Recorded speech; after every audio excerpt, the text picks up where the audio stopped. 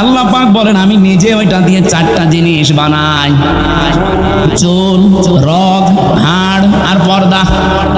আর মায়ের রেহেমের যে কারারিম মাকিন বলা হয়, যেখানে হাতের স্পর্শ লাগে না, এই জায়গায় একটা থলি আছে, নাপাক পানির থলি। এইটা দিয়ে আমি আল্লাহ চারটা জিনিস বানাই, রক্ত, গোশত, চর্বি আর চামড়া। চার চার আটটা জিনিস এক হয় 120 দিনের ভেতরে। তখন আমি আল্লাহ নিজের পক্ষ থেকে কমপক্ষে 5টা জিনিস আমার বান্দার জন্য দান করি।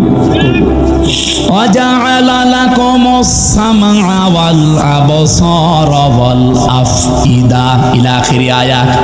এই তথ্যটা আছে সূরা নাহলের ভেতরে 14 নম্বর পারা, 14 নম্বর পৃষ্ঠা, 13 নম্বর লাইনের 78 নম্বর আয়াতের মাঝের অংশে আছে।